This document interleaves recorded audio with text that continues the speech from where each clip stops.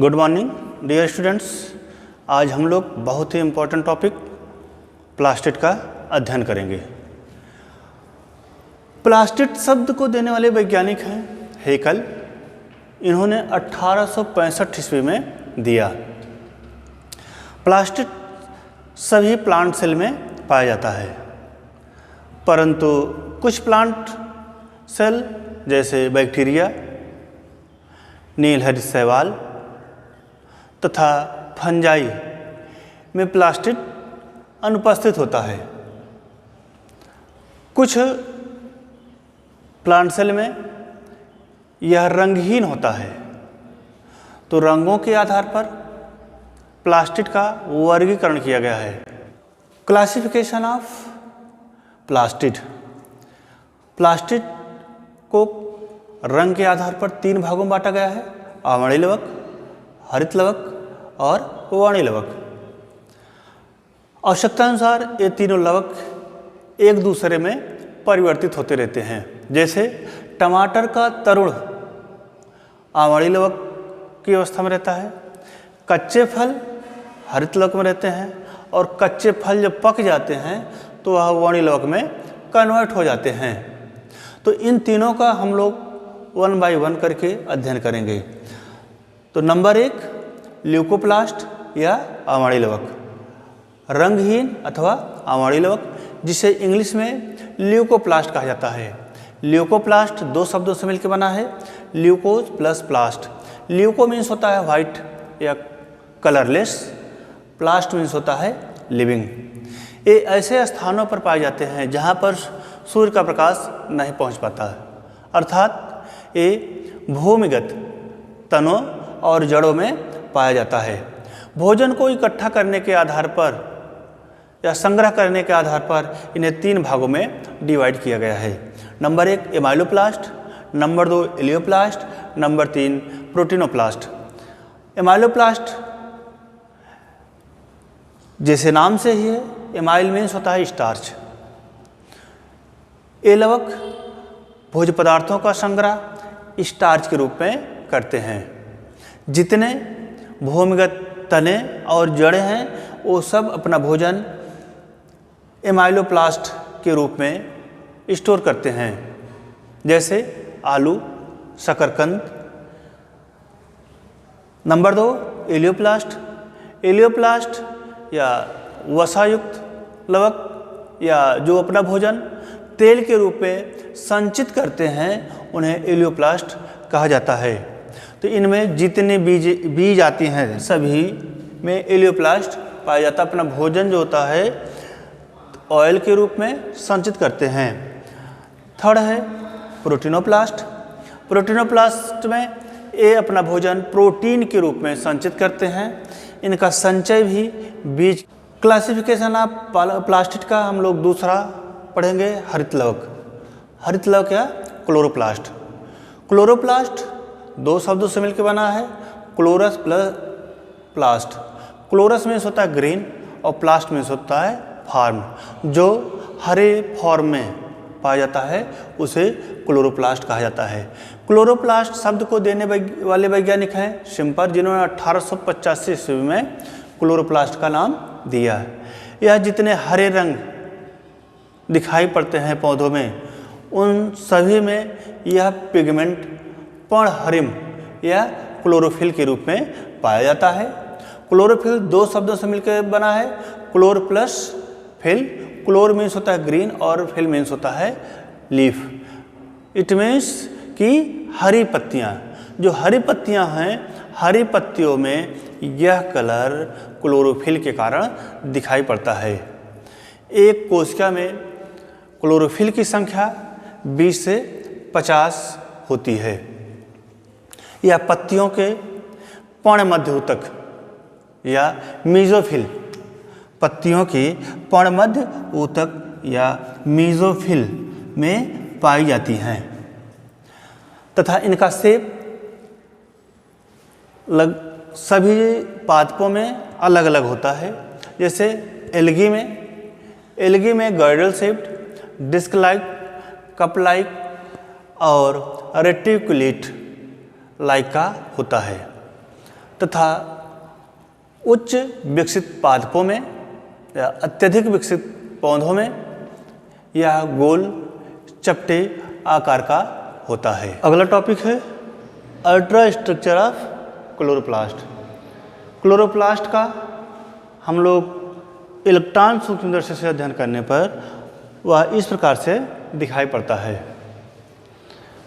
यह एकक कला की दोहरी भित्ति से बना होता है। प्रत्येक मेम्ब्रेन 50 एंगस्ट्रॉम मोटी होती है।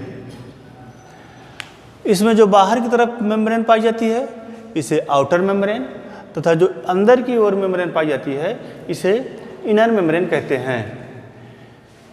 ये दोनों मेम्ब्रेन लाइपोप्रोटीन की बनी होती हैं।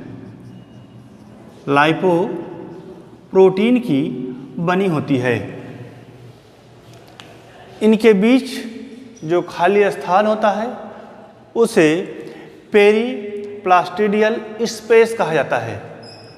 पेरीप्लास्टिडियल स्पेस के बीच में स्ट्रोमा भरा रहता है। स्ट्रोमा का शाब्दिक अर्थ है स्प्रेड आउट। Spread out. इसके अंदर विभिन्न प्रकार के अंगक पाए जाते हैं जैसे ओस्मोफिल ड्रॉपलेट्स, राइबोसोम्स, डीएनए आदि उपस्थित होते हैं। स्ट्रोमा के अंदर पटलिकाएं पाई जाती हैं जिन्हें लैमली कहते हैं। ये लवक में पूरी लंबाई में फैले हुए होते हैं।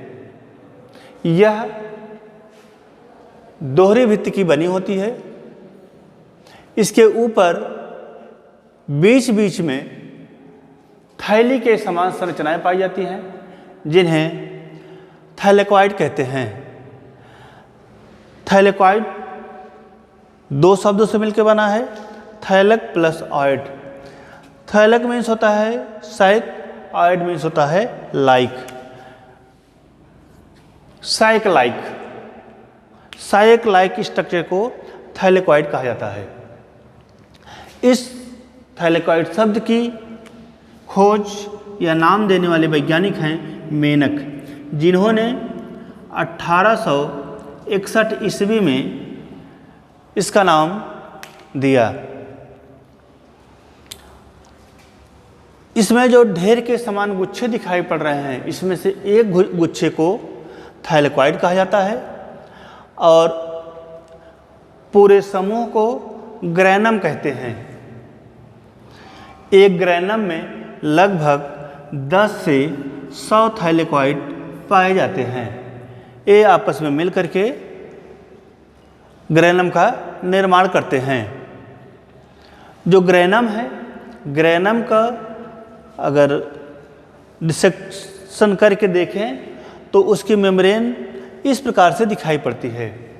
इसमें जो इसकी भित्ति होती है फास्फोलिपिड और प्रोटीन की बनी होती है और इसके अंदर क्लोरोफिलस मॉलिक्यूल्स तथा कैरोटीनॉइड्स पाए जाते हैं। थैलेकॉइड में क्वांटासोम पाए जाते हैं जो प्रकाश को ग्रहण करने का कार्य करते हैं। प्लास्टिड के अंदर आरएनए, डीएनए तथा राइबोसोम पाए जाते हैं। जो राइबोसोम हैं या 70 प्रकार के होते हैं। जो डीएनए हैं, डीएनए द्विवलयाकार होते हैं। सभी डीएनए मिल करके प्लास्टोडोम का निर्माण करते हैं या इन्हें प्लास्टोडोम कहते हैं। आरएनए, डीएनए के उपस्थिति के कारण इनमें स्वतः जनन करने की क्षमता होती है।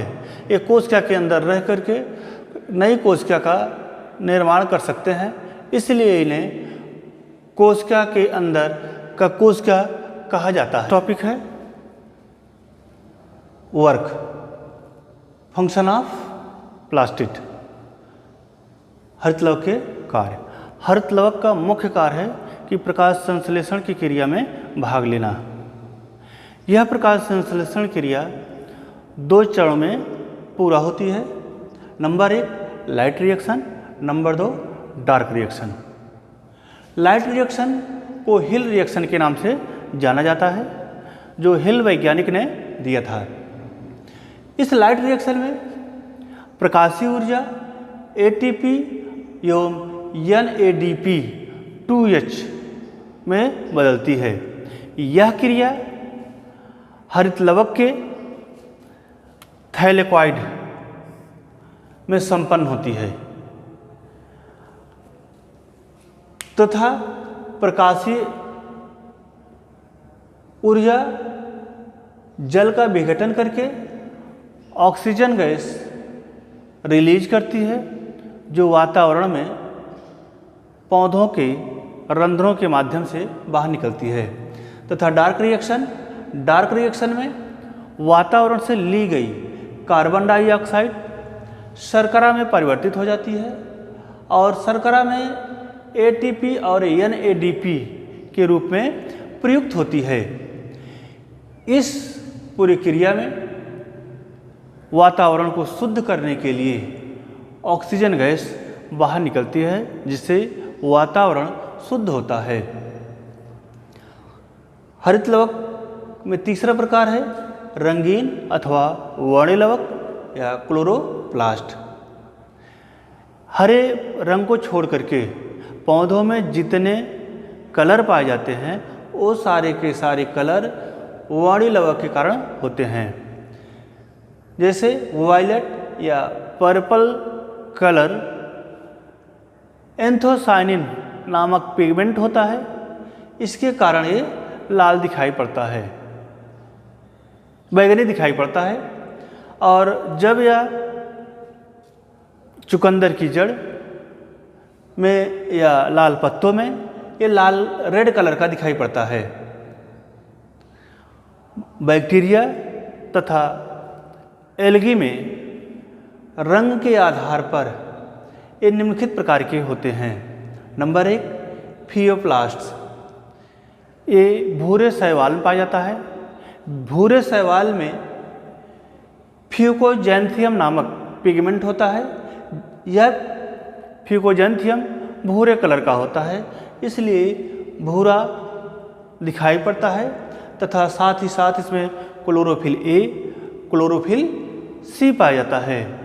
जो क्लोरोफिल C है यह क्लोरोफिल B के स्थान पर उपस्थित होता है। दूसरा रोडोप्लास्ट। रोडोप्लास्ट यह लाल शैवाल में पाया जाता है। लाल शैवाल में जो कलरिंग पिगमेंट होता है, कलरिंग मटेरियल होता है, वह R फाइकोएरिथ्रिन तथा R फाइकोसाइनिन और क्लोरोफिल A और क्लोरोफिल D पाया जाता है। तथा ब्लू ग्रीन क्रोमेटोफोर में कलरिंग मटेरियल फाइकोएरिथ्रिन तथा फाइकोसाइनिन और क्लोरोफिल A उपस्थित होता है।